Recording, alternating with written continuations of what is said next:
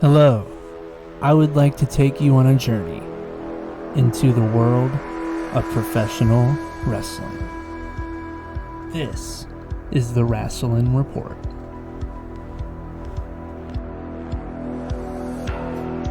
Alright, welcome everybody to another episode of the Rasslin Report, where I talk about nothing but my passion, and that's wrestling. I'm your host, John Ale, and thank you all for joining me again on this lovely Sunday.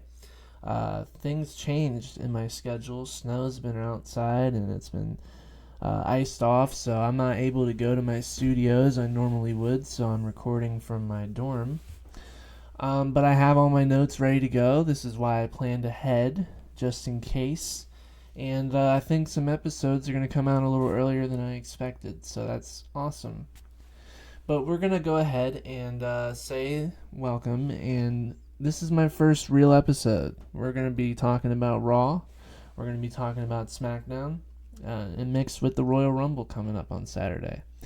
I'm going to do a double whammy episode. I'm going to do this, and then I'm going to do the Royal Rumble recap, which I've already watched. Not going to put any spoilers in, obviously, for this episode. I'm going to act like I've never watched it. I'm also going to preface this. I'm trying to talk in a context, whereas like a new viewer is watching it for the first time, because I want to encourage not only the people who watch wrestling religiously like I do, but the people who may have wanted to give it a try but just have never tried it. So I'm trying to like appeal to as much of an audience as I can. With that being said, we're going to go on ahead, I guess, and kick off Monday Night Raw. So to start Raw, we had AJ Styles come out, and he's basically going to just talk about his upcoming match with Gunther, where his career's on the line. And we'll go a little bit more into that. He says that Gunther wants to end his career like he did Cena and Goldberg. He's starting to develop a body count, as you would say, I guess, of careers he's ended. John Cena, obviously, last month. I mean, that still breaks my heart. And then Goldberg, I think, a few months before that. So he's been on a tear. And I think fans have taken up the moniker of career killer for him, because he's just starting to end careers. But AJ swears that he isn't going anywhere. He says that he wants to enjoy his last year together with the WWE Universe and wants to go down the same path John Cena did. He wants to have a full year. He doesn't want things to end right off rip. He said 2026 is probably going to end up being his last year. So he wants to go down the same path Cena did and have a long year with some of his greatest rivals. He already fought Shinsuke Nakamura last Friday, so he was already kind of starting that path. But he finishes by saying he knows Gunther is good, but he isn't phenomenal. And lo and behold, out comes World Heavyweight Champion CM Punk. Punk says he's known AJ Styles for over 20 years, and they respect each other a lot. But he really, really questions why Styles would put his career on the line, and that the stakes are too high. AJ is wondering why Punk thinks he can't beat Gunther. He's not trying to say that, but he just doesn't want to risk the chance of Punk and Styles never going one-on-one before he retires. But AJ still deems the question disrespectful. However, the fans in Toronto started to chant, "Fight tonight, fight tonight," which was really a great chant. I love that. To which, of course, as the professionals they are, they responded to this kind of chant and said, he said, "I know I can beat Gunther, and I know I can beat you." So eventually, the two agreed to a fight tonight. So Adam Pearce eventually makes it the main event. So for the main event tonight, we have CM Punk and AJ Styles for the World Heavyweight Championship. A match that has never happened, a match that I don't think any fan could have ever expected. To consider where AJ came from TNA to New Japan, everywhere, literally everywhere, from Punk to come from Ring of Honor to WWE, then out, then the AEW. I mean, it's just crazy how the universe aligns for these two guys, these two greats of the sport, to just finally get a match. So I think that was just awesome fan service to give us that main event. So, great stuff. I bumped into my mic. The next segment we have, or not a segment, but a match, consists of the Judgment Day with Liv Morgan, Raquel Rodriguez, and Roxanne Perez taking on the team of Rhea Ripley, and Io Sky, and Stephanie Vaquer, the Women's World Champion. This was a 6-woman tag team match. Judgment Day has obviously been wrecking house. For those of you who don't know, they are like a faction, is what you would call it, wrestling term. They're like a big group of people. And the 3 women in here, I guess, represent the women's division. So, 5 of these 6 women will end up in the Rumble match this Saturday. The only one not in it will be Stephanie Vaquer, due to her being Women's World Champion. So if you're a champion, like a world champion, you can't qualify for the Rumble match because the winner of the Rumble match is trying to challenge you at WrestleMania. So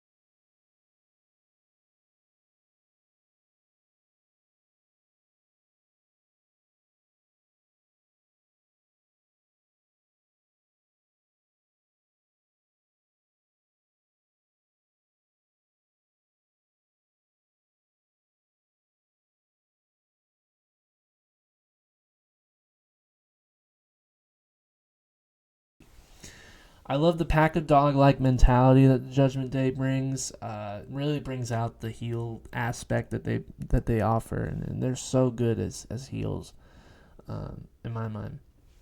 Referee Eddie Ringo also hits a very delayed count, which I laughed the hell out of. I don't know. I love to point that stuff out sometimes when you like can obviously tell someone messed something up. It's just funny to point out. And I'll just say this: the team of Rhea, Io, and Stephanie. That's like the big 3, bro. They are so over with the crowd. It's crazy when you put them together. They've won all of our hearts. Like especially Io. She doesn't even have English. Like her English is good to an extent. She can hold her conversations, but it's a little broken. But even with that, she still has a way of just being so awesome, and that just speaks to her abilities and her passion, I guess, for the business. The finish of this match was pretty good. It showed Stephanie launch herself off the top turnbuckle onto Rodriguez on the floor. Rhea catching Liv Morgan while she had her set up for the Riptide, while she had Roxanne set up for the Riptide. So she had Roxanne in her finish, set up for the finish, and then Liv's jumping off, and then she catches her. So not only does she have Liv on her shoulder, but she has Roxanne on her hip, ready to hit Riptide. But then Io eventually gets Liv off of Rhea so that she can hit the Riptide on Perez for the 1, 2, 3. So the team of Rhea, Io, and Stephanie have conquered the Judgment Day. Great match. These 6 women know how to get it done, Here we are with a backstage segment. We see Finn Bálor confront CM Punk after their great World Heavyweight title match last week in Ireland, which was a great match. Finn says that even though he intended on walking away champion last week, it was still one of the more memorable moments in his career, which is kind of babyface. He's been a heel for so long. He's been a bad guy for so long. Maybe we're starting to see some of the good in Finn Bálor start to come out. Last week, Punk attempted to show Bálor respect after the match, but emotions got the best of him, and he didn't accept it. But tonight, he wants to return the favor and thanks him. Punk thanks him as well and says he calls himself the best in the world because he competes with the best in the world, and he only gives out title shots to people that have earned or deserved them. He suggests that if he wants to be champion, to stop hanging around Judgment Day, as they could be dragging him down. And he is part of the Judgment Day stable. So let me lay down the Judgment Day stable. So we got Finn Bálor, who I guess we'd say is the leader. We have Dominic Mysterio. Rey Mysterio's son. Asshole. And then we've it's only in kayfabe, I swear. And then Liv Morgan, Roxanne, and Raquel. So it's a group of 5, really. So he wants Finn to get away from the Judgment Day, and encourages him to try to get into the Rumble match to try again at WrestleMania. So Finn Balor's road to WrestleMania is unclear at the moment. So we'll have to see how that turns out. We then cut to the Vision, who are like in my mind, the main faction in WWE just in general. They all come out looking tough. And the Oracle, Paul Heyman, tries to speak up, but he keeps getting booed any attempt to do so. I love when the fans just can't let anybody talk. It's great. It's great. It adds on to the heel because they can get so pissed off, and it's so funny. It can go on for so long, too. He says the Vision is here to up star power around here. And he brings with him the hottest prospect of 2026, 2027, and 2028, Austin Theory. The master of the tsunami and the man who has beaten our tribal chief, unfortunately, Roman Reigns on a few occasions, Big Bronson Reed. He also brings with him the man who everyone seems to hate, but loves his ring work, because that's basically me. I think most people believe that this guy is a great bad guy, and that's Logan Paul. And of course, the final piece of this puzzle, the main reason they are there, the absolute badass, Braun Breaker. Breaker's just come off suspension from Raw General Manager Adam Pearce and wants to confront him about it. He wants to get back on Raw. He wants to be back in the Rumble. He wants to be at WrestleMania. He wants to take this shit over.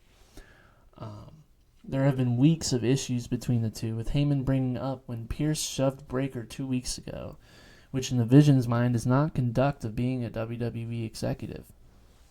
He then shows footage from last week, where Pearce takes a pair of brass knuckles away from Heyman, which he would set at the side of the ring. Rey Mysterio sees the knuckles and uses them with the referee's back turned to win against his match with Austin Theory. Adam Pearce then comes out tells the Vision that he's a man who wears his heart on his sleeve, and he understands that what he did was wrong. On top of this, he lifts Breaker's suspension and adds him and everyone else in the Vision into the Royal Rumble match. He also wants to give Austin Theory another chance tonight against Rey Mysterio. No shenanigans, no crap, just one-on-one, winner take all. So overall, Pearce seems to be very giving in this moment. He gives the entire Vision a spot in the Royal Rumble. But Paul Heyman feels like something's up with that, because it's a little suspicious why he'd all of a sudden be so kind after all this tension. So it's unclear truly what Adam Pearce's true intentions are here. But everyone's in the Rumble. Everyone gets a chance at it. And Austin Theory gets the chance to beat Rey Mysterio tonight. So overall, I think this is a decent segment. Is what it is. I think we're maybe building to something with Braun Breaker and Adam Pearce. I don't know for sure. But overall, it's not bad. It's not bad. And I forgot to mention, this match kind of just happens immediately after. So the match between Rey Mysterio and Austin Theory, it's a good match. I mean, it had your usual shenanigans in it, and I'll get into it. But I love Rey. I think for anybody close to me knows I love Rey Mysterio. Corey Graves believes on commentary believes that Adam Pearce may be secretly vindictive behind his choices tonight. The reason for this is by having all the group in the Rumble, it could cause tension, and if it comes down to all of them at the end, it would be a real issue for who would win. This is a fun match. I mean, with a lot of fun shenanigans. Like I said, I love Rey doing the "suck it" chant. before they go before they go to commercial. You have no idea how hard I was laughing at it. He was just doing it over and over and over. It was at the end of the day, chaos was going on outside of the ring between the two groups. And Austin Theory hits a stomp on Mysterio for the win. And the Vision immediately attacks Mysterio and the Luchador Avengers. That's who I call Dragon Lee and God, I forgot the other guy's name. Oh, Penta. Oh God. Okay, I'm so sorry. So sorry, Penta. I love you. Luchador Avengers. That's what they are. That's what I call them. So the Vision attacks Mysterio. Dragon Lee gets speared by Breaker. And on top of that, Frog Splash by Logan Paul.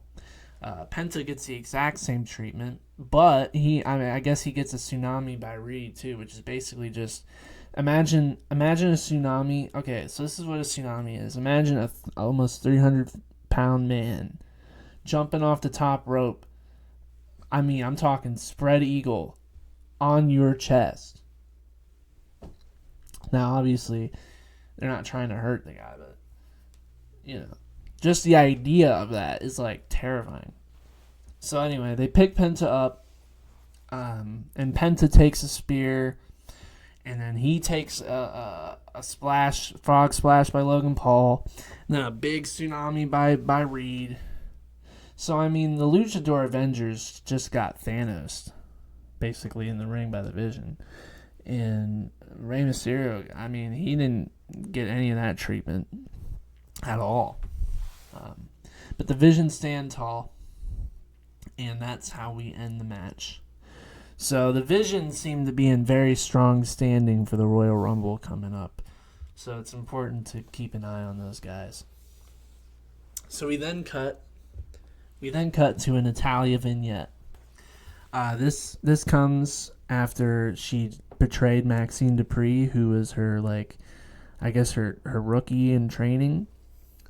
She turned on her because she was jealous of her success being the Intercontinental Champion. But she explains why she turned her back, saying that she's a failure who thinks she's a legend. This comes after she just lost the Intercontinental title to Becky Lynch. But Natty eventually says that when she is done with Maxine, she's coming for Becky Lynch in her Intercontinental Championship, because when Natalya elevates, Natty decimates.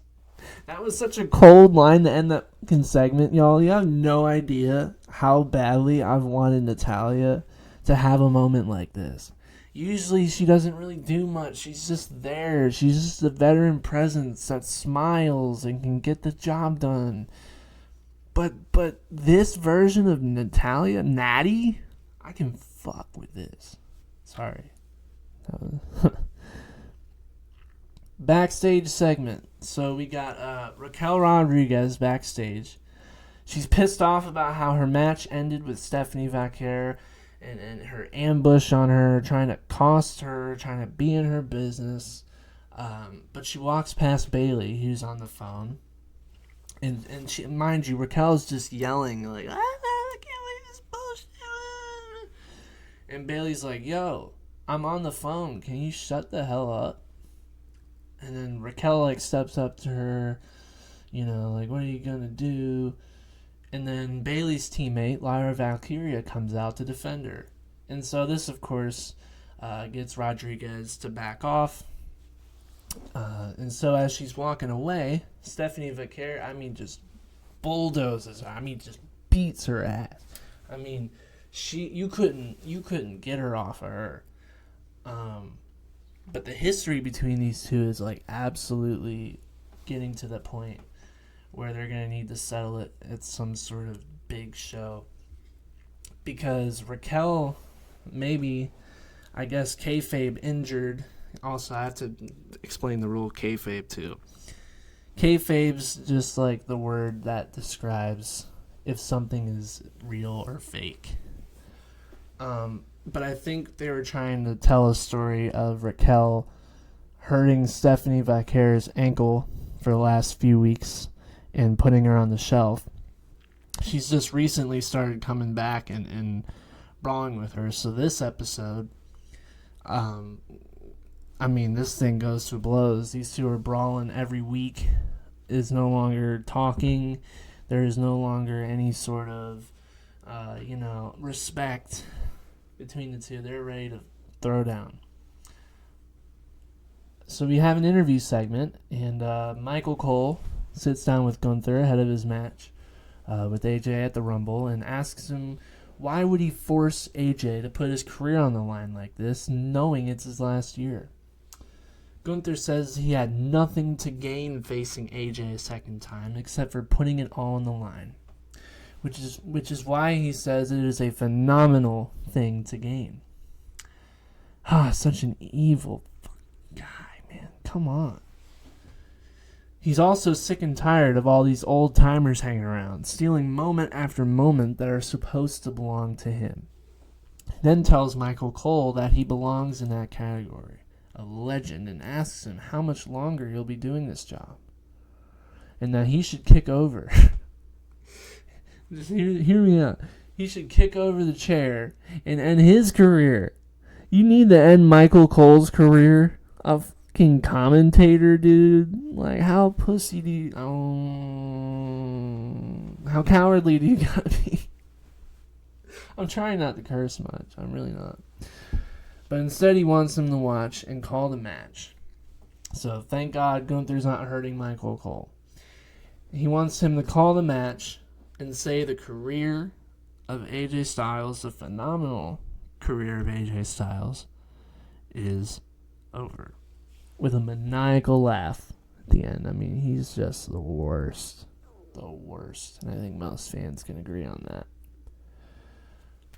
We then cut to another backstage segment where we catch back up with Finn Bálor, who is talking to the Raw general manager Adam Pearce about getting into the Royal Rumble match on Saturday night. But Pearce tells him that all 30 spots have been selected and that it's full. Finn walks away obviously frustrated and sees his Judgment Day teammate Liv Morgan around the corner and asks him what's the deal with him and Punk earlier. Their little interaction. She says that Punk absolutely does not want to see him as world champion, but the Judgment Day does. Finn says it's not as simple as she thinks, and he will figure it out, and he walks away. That's so interesting. I think the Judgment Day is starting to figure itself out a little bit. Wowzers. Alright, so we cut to, I can think of the next. So we cut to a fatal 4-way tag team match for the number one contendership for the WWE Tag Team Championships. So here are the 4 teams. We got Alpha Academy, we got New Day, we got American Made, we got Los Americanos. Y'all are gonna learn really quick that I do not like that gimmick. This match between these 4 teams essentially figures out who are the number one contenders to face the WWE Tag Team Champions, Jimmy and Yeet Man Jay, the Uso. This match was all over the place with athleticism. Guys were jumping around everywhere. It was crazy to keep up with. I love the Brutus Ball. I just love the Brutus Ball. He does literally like a cannonball off the top rope on the guys. It's just awesome. It looks so fun. After the big boy from Alpha Academy, Otis, starts clearing everyone in the match, allowing his partner Tozawa to hit his bonsai drop. I think they call it the bonsai drop. I don't really know. Onto, quote-unquote, Bravo Americano of Los Americanos for the win. And will now face the Usos at some random date. So Alpha Academy wins this great, very fast, very athletic, fun tag team match. And they haven't really gotten an opportunity like this often, Otis and Tozawa. So I'm kind of happy for them. I think they deserve this. New Day, they've been in there forever, so they don't really need to have this opportunity. Los Americanos, that's a dead gimmick and going nowhere. So then you leave American Made, they got potential, but they're still a little too young. So I think Alpha Academy was the right choice here. Do I think they're beating the Usos for the tag team championships whenever that happens? No. But I'm just happy that they're I guess getting some sort of consideration from the upper brass, because they're super entertaining. Both of them together are just super entertaining. It's a duo you don't expect, and I love it. So, Alpha Academy versus the Usos at some point for the tag titles. We don't know when, but obviously I will cover it when it does. We then cut to a backstage segment again with Jackie Redmond. She's interviewing the Women's Intercontinental Champion, Becky Lynch, about her controversial win over Maxine Dupree last week. Lynch says it was a wonderful victory and does admit that Natty went a little crazy during the match, which she completely understands. She says the only way for Natalya to come after her title were to be if she wins the Rumble. When she laughs it off and says that ain't happening because she will be entering and winning herself because she's the greatest of all time, and it's not just her saying it. Sports Illustrated says it. Anyway, I went off on a crazy tangent. So she understands why Natalya, I guess, attacked Maxine, because Becky has her own problems with Maxine too.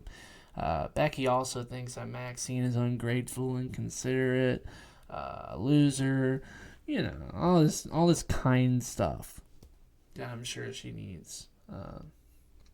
But anyway, as Becky's talking about this stuff, she's interrupted by Kairi and Asuka of the Kabuki. Okay, she's interrupted by Kairi Sane and Asuka of the Kabuki Warriors. I just love doing that because when Asuka calls her name, she's like, Kairi! I just think it's really funny. She yells at her. Asuka's primed to win the Rumble this year. She's so confident about it, and Kairi is going to make sure that Asuka wins the Rumble. She tells Becky this herself as they walk away. And we're still backstage. And AJ Styles is now getting warmed up for the match with Punk that was set up earlier. And the young OG, Javon Evans. Yes, I love this boy. This boy bouncy. He says he knows about his big match on Saturday. He idolized him when he was a kid, and he hopes he gets to wrestle him on this tour and just shows him a bunch of respect. As a lot of guys and girls in the locker room probably have shown AJ throughout the years, because that's just the kind of guy and the kind of wrestler that he is. He's just one of the best. AJ's all in on the idea, and they shake hands, a big show of respect, and hope one day we'll get that. So we actually have 3 backstage segments back to back to back. We got the Vision sitting backstage, and obviously they're going over their game plan with the Rumble. And Logan Paul brings up that the Vision should only have one goal for this thing, and that's to make sure one of them wins, no matter who it is. And he actually brings up that Braun Breaker should be the one to win the Rumble, so that there's no disillusion, contrary to what Adam Pearce may have tried to do earlier in the night by putting them all against each other in the Rumble. But it reaches universal appeal, universal approval, I meant to say. So Braun Breaker is the Vision's candidate to win the Royal Rumble. That if push came to shove, he'll be there. So that seems to be a form of unity that the Vision seems to keep having. And they are going to, I guess, have this game plan to execute. And we have one more. We have one more backstage segment. This was like a holy moly. This comes after the big brawl with Stephanie Vaquer and Raquel Rodriguez. She storms into Adam Pearce's office and demands for a fight. Not just a fight, but a fight for her championship against Raquel Rodriguez. And Pearce grants her request. So for next week on Raw, we are going to have Stephanie Vaquer versus Raquel Rodriguez for the Women's World Championship in a Philadelphia street fight, due to the show, I guess, being in Philly. So we're setting the stage up for next week, as they always do. And we cut to our main event. I know we've zoomed through this thing, haven't we? It's crazy. The main event, of course, CM Punk and AJ Styles for the World Heavyweight Championship. As I mentioned earlier, this is the first time these two legends have ever gone together. Dueling chants of both guys were echoing. It's really hard to pick a winner, though. I mean, I love both guys, and I guess I wanted AJ to win because this is his last year, and I'm feeling the feeling of retirement after John Cena, and so I think at the end of the day I was rooting for AJ in this one. But this match is a really good pace. These guys really know how to work a match, and they're trying to get a feel for one another. This is the first time they've ever went in the ring together, and so they naturally they've got to learn each other's skill sets as they go. I also love the powder blue gear. I had to point that out in the notes because AJ's gear is just absolutely great. I loved it. Great back and forth battle, but at some point in the match, we have some sort of interference as per WWE main events. Finn Bálor comes out of nowhere and attacks CM Punk from behind. And I mean, he just destroys the guy. He drop kicks him in the barricade, 3 stomps to the gut, coup de grace off the top rope 3 different times. It was brutal, and it set up a stage for is Finn in the Rumble? Did Finn find a way to get in the Rumble? Is that a message to Punk that, hey, I'm gonna win the Royal Rumble? I'm gonna get my revenge? I don't know. But any idea of being a good guy that I thought I had earlier in the show, at least for now, is put on hold. So, I mean, that was a crazy way to end this show. So, overall, I think it delivered on a go-home show. I think there were things that obviously could have been different, but overall, I don't think it was a terrible episode of Raw. The main event was phenomenal. No pun intended. And I like the stuff that AJ Styles is doing with Gunther. I really do. I think if this is indeed his last feud, I think a lot of people give Gunther too much hate besides the character. Like, it's easy to give the character hate. But the guy is such a good wrestler, and he makes his opponents look great, even in loss. He's just so good. And being a heel for him is the best direction. Being a bad guy, he's the best bad guy in the business. And you know how I feel about the Los Americanos. I'm not going to go into that too much, but overall, it was a good run. It was a good Raw. I think it sets up potential storylines that could be branched off from the Rumble. So, with that, I suppose I will move on to Friday Night SmackDown. So, we kick off SmackDown with former WWE champion, our man, Cody Rhodes. He talks about his war with Jacob Fatu last week on Saturday night's main event and how Drew McIntyre, the current WWE champion, interfered in the match. He asks where Drew is tonight and tells him that he just won the title and not the most important thing that comes with it. He asks Drew to come out and be the role model he always talks about because he's nowhere to be found. He's never anywhere to be found when he needs to be there. He's only there when he's never supposed to be. That's the Drew McIntyre way. If Cody hasn't learned anything in these last 2 years or so, it's that Drew McIntyre does whatever Drew McIntyre wants. But however, he goes on to say that it makes sense for him to win the Rumble a third time. He won the Rumble in 2023 and 2024 back-to-back. So if he were to win the Rumble a third time, he would do something that only Stone Cold Steve Austin has ever accomplished. So he'd be making some history. But the result of that statement was a lot of boos, which actually kind of shocked me. But he wants to then say, I'll challenge Drew at WrestleMania. He says it might not even be Drew he faces because Sami Zayn, Drew's challenger for the Rumble, could very well take it from him tomorrow night. Cody says he could only challenge CM Punk. He could also challenge CM Punk for the world title, and says it's only a matter of time before they face each other, which, I mean, it is. They've been in the company for, 3 years now. Punk's just come back. Cody's come back. It's only a matter of time. Their AEW history is going to collide. It's only a matter of time. Cody says he needs all the belief for the Rumble, and he brings up winning it twice as a title of experience. But I hear voices in my head, they cancel me.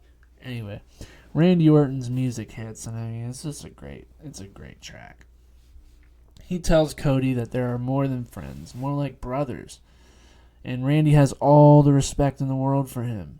He also brings up how proud he was when Cody finally finished the story at WrestleMania 40. He brings up that every man for themselves mentality for the Rumble tomorrow night, but he tells Cody that a desperate Cody is a dangerous one. However, nothing is more dangerous than a viper trying to chase 15.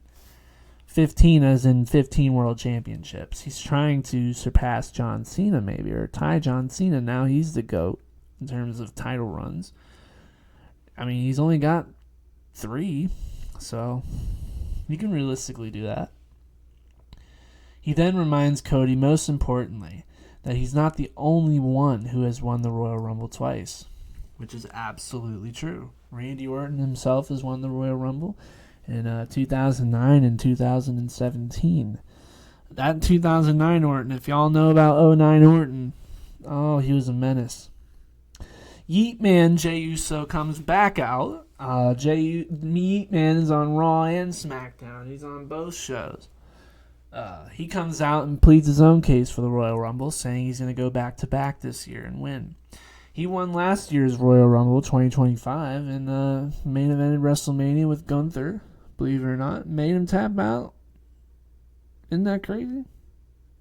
So anyway, Jey Uso wants to run it back-to-back. He always does his little yeet dance. He always runs it back. He always does this shit.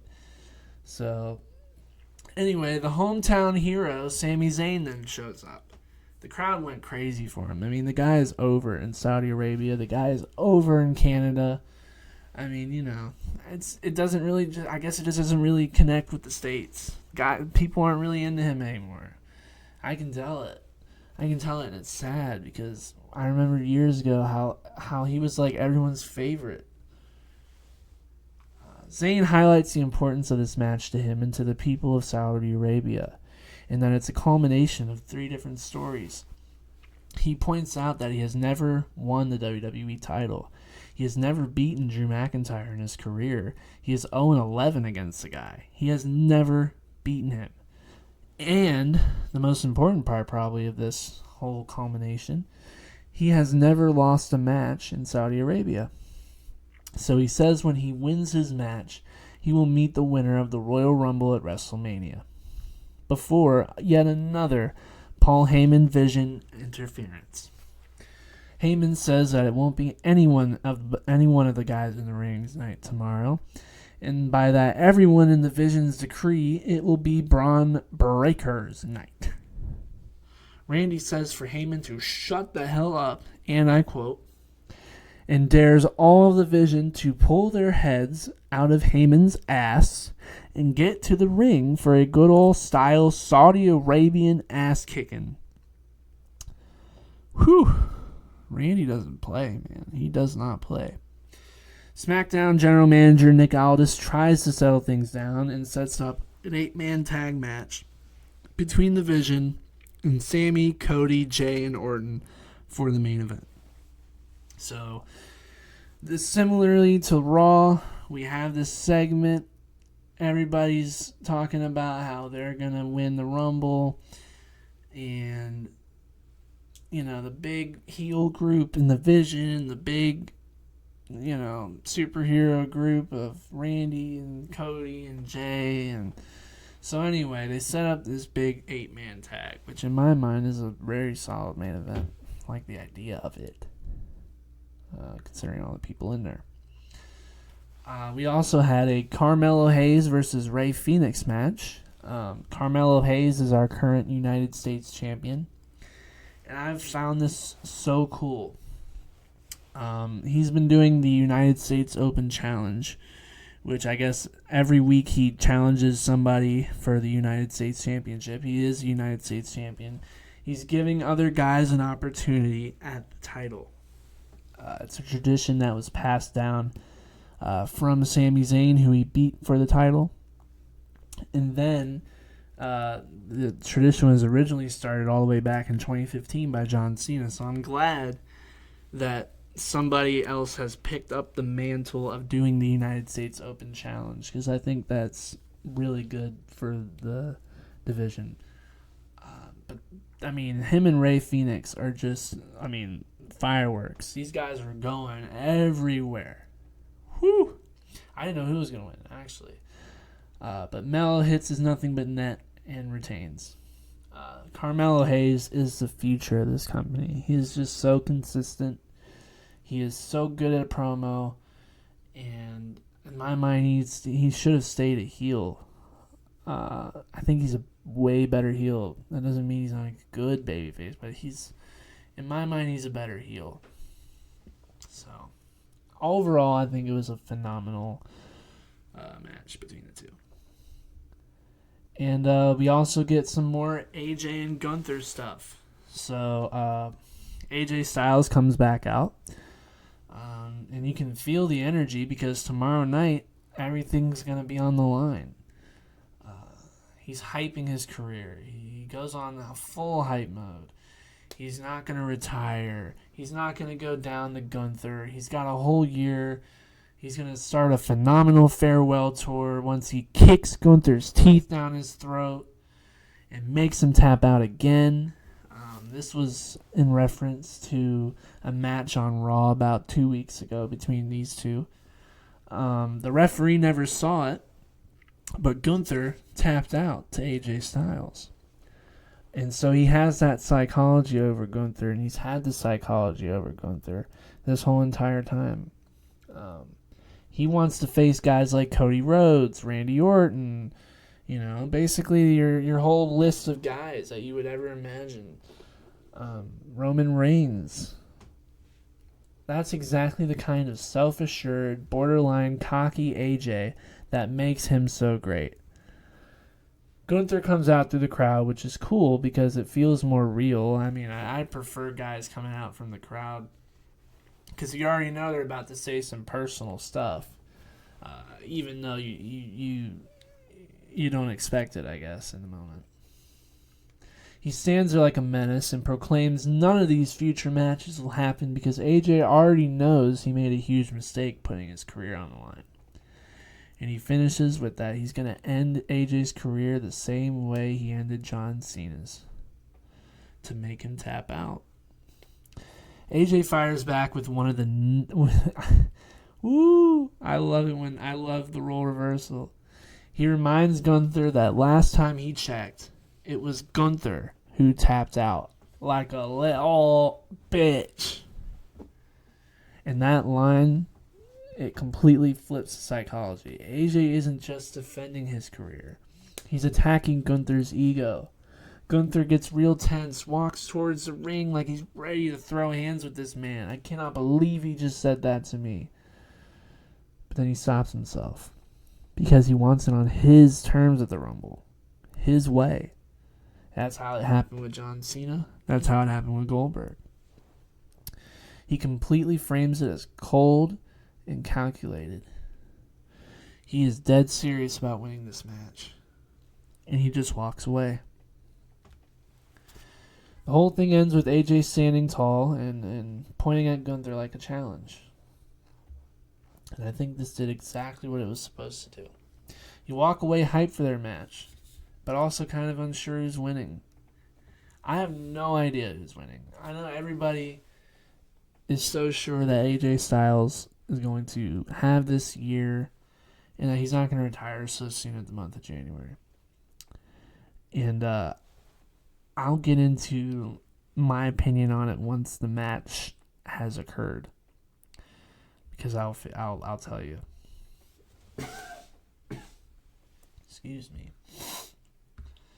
So we have another segment. We have Charlotte Flair and Alexa Bliss come out and talk about the Rumble match tomorrow. These guys are besties. They tell themselves that every week. They tell us that every week. And Charlotte comes out and says that it's every woman for herself tomorrow night. And Alexa holds her hand and says that not everything is about her. But Charlotte then asks her if she really would throw her over the top rope to go to WrestleMania. And Alexa asks the same thing. And right before they can answer each other's questions, Liv Morgan and the Judgment Day have interrupted. Liv, Raquel, and Roxanne. Remember those names. Liv says while they're too busy backstabbing each other, Charlotte and Alexa, the Judgment Day will be winning the Royal Rumble match, whoever it is. Alexa says to Liv that having your teammates help you win isn't a plan. Youch. And Charlotte offers them to come find out how friendly they really are. Double ouch. The Judgment Day acts like they're going to go down the ramp, but they back off. And SmackDown GM Nick Aldis interferes once more and says to hell with that and books a tag team match for tonight. And it basically happens immediately. So we transition right into this 6-man tag. And the Judgment Day really tried to make this about them being better. But Alexa and Charlotte Flair showed up. God damn. Excuse me. It was fun seeing Alexa and Charlotte control parts of the match. Stephanie Vaquer even ran out and took out Raquel. So that was awesome chaos. I mean, these guys, again, Judgment Day knows how to put on chaos. In the numbers game, they always have the numbers game, and they always do their thing with that. But Bliss eventually hits his sister Abigail on Roxanne Perez for the win. So Charlotte and Alexa Bliss are carrying momentum into the Rumble, which is something I guess they needed as besties. And I love what they're doing, by the way. I hope they don't split them up anytime soon. I like the team dynamic. But we then cut to a backstage segment. Jordynne Grace is being interviewed about her chances of winning the Rumble tomorrow night. And she's relatively new to the company. She's come off of TNA. She's kind of had the similar style. She knows how to talk in front of a crowd, wrestle in front of a big crowd. But before she can really get much out about her aspirations to win, WWE Women's Champion Jade Cargill attacks her from behind, throws her into some boxes or crates or something, and denies her of winning anything of that sort of case. And because she's that big, before she could say it, Jordynne Grace fires back, and these two just fire away at each other. I mean, officials had to separate them.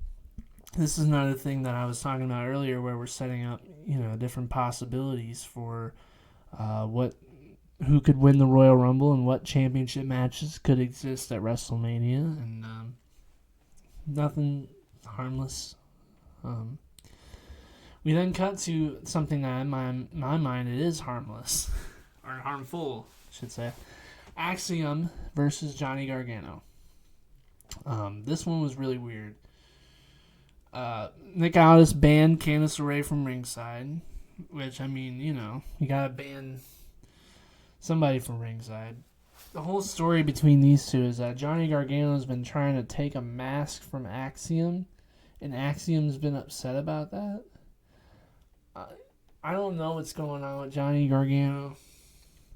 I remember the stuff in Black and Gold NXT back in 2017, and when he was coming up, God, he had so much promise. He was in such good stuff with Tommaso Ciampa, who I'll talk about later.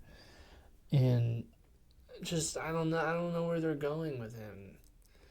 Now I just have no clue. And so it scares me. Anyway, Gargano tried every trick possible in this match to steal Axiom's mask. But eventually he put the mask back on, took the mask he already stole from him, and hit him with the golden ratio for the 1-2-3. So Axiom beats Johnny Gargano. Simple to that. I just wish something was different with Johnny Gargano. We then cut to another backstage segment with women's tag team champions Io Sky and Rhea Ripley. Once more, they talk about the Rumble tomorrow, and if it came down to the two of them, what would they do? They say that it would always be every woman for themselves, at least Rhea would be.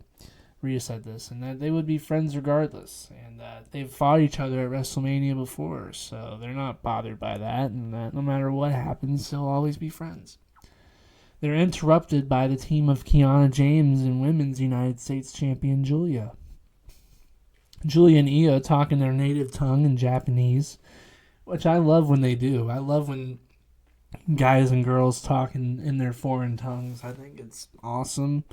It's an embrace of culture. And, of course, when these two women talk, it's fucking hilarious. Io Sky is great in Japanese. Asuka's great in Japanese. Kairi's great in Japanese. They're all great in Japanese. And Kiana says that they were going to become the new women's tag team champions. So her and Julia's going to have 2 belts. A tag title and a United States title. However, another team joins the conversation in Nia Jax and Lash Legend. And they say that they're getting all ahead of themselves. And Lash Legend, in my mind, the future of the women's division, says that whoever walks out as champions, they have the records. And I mean a massive shouting match ensues. These women are so mad at each other over all these words, I guess, that they have to say. They are all trying to tell each other that they ain't nothing.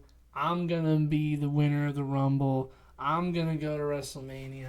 We're going to be the tag team champions. I mean, just things get out of hand. And I like where this is going. I think the placement of Rhea Ripley and Io Sky in the women's tag team division is going to do nothing but help it and elevate it, I think. So I'm super stoked for how the tag team division can keep growing, because I already love the team of Rio, so what you do from here. We then cut into in my mind, a squash match with Ilya Dragunov and Miz. If you're not aware of what a squash match is, I would imagine that it's the best way to describe it is that it's a one-sided affair. You know, the other guy doesn't really get much in. One guy just dominates the match, and that's essentially what this was. I mean, there really isn't much I can say. Poor Miz. I feel so bad for the guy. I know he wants to put guys over, maybe, but he needs to win sometimes too, you know? But anyway, Ilya Dragunov, this guy is awesome. He's a ball of energy. He hits hard. He's just a brute. And, it elevates him. So I'm good. I'm always good for a little elevation. I just wish the Miz could win some too. But we cut to our main event, which was this big 8-man tag between Cody Rhodes, Randy Orton, Sami Zayn, Jey Uso, and The Vision. This match went everywhere, man, as you would probably expect. Randy's hitting RKOs. Cody, Sami, and Jey are destroying. Everybody's hitting everything. And as this match is going crazy, Drew McIntyre, who we didn't think was at the show, pulled Sami Zayn out of the ring, which caused a disqualification. And by the basic rules of law, The Vision won the match by disqualification. So, naturally, everybody's upset. Everybody's brawling. This thing is chaos. And then Jacob Fatu comes out, and he attacks Drew McIntyre. So now Jacob Fatu's inserted himself into this. And we already know Jacob Fatu is coming back probably in the Rumble. He's upset with Drew because of Drew interfering in his match with Cody Rhodes last week. So Drew's got some people mad at him. This thing just spiraled out of control. And another, I think, great way to build up for the Royal Rumble, to build up for these matches that we have. There's things, again, that maybe could be different, but overall, not a bad episode.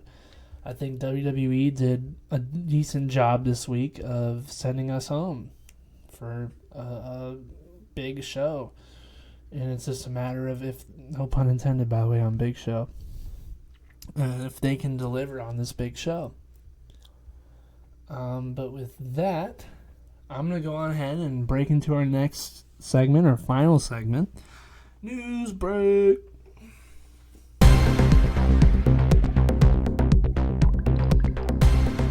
Alright, so this is the first ever edition of News Break. I have 4 stories for you. These are the 4 stories that I believe are the probably juiciest stories of professional wrestling this week that I could gather and muster.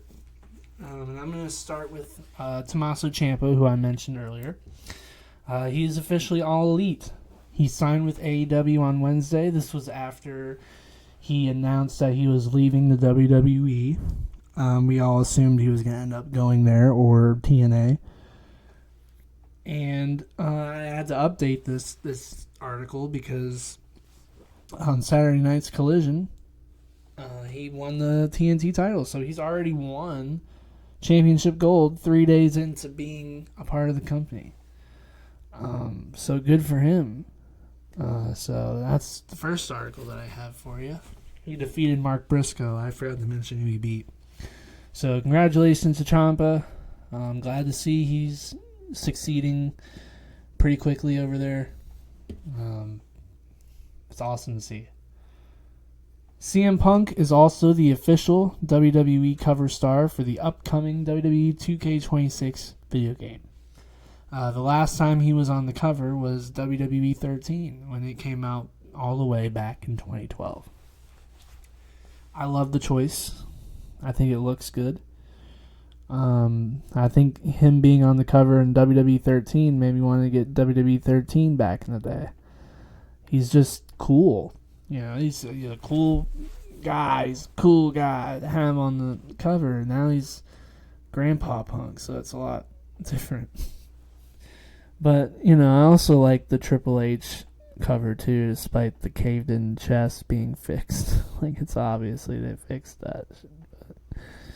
But overall, I'm not getting the game, but I still think it's news for the people who are. And I'm glad that it was him. I think it was a solid choice. NXT General Manager Ava, the daughter of The Rock, has announced that she is leaving the WWE. She announced this on her Instagram last Friday.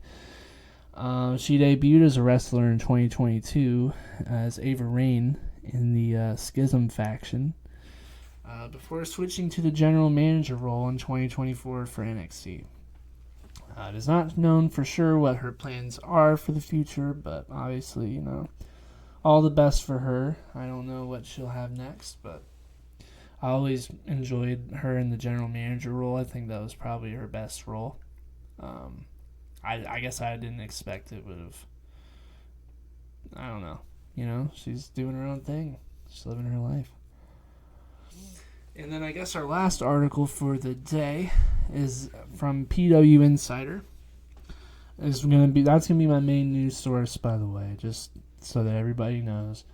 I pull most of my stories from PW Insider, so all these are gonna be PW Insider stories. DJ Khaled stepping into a ring. I know. Just bear with me.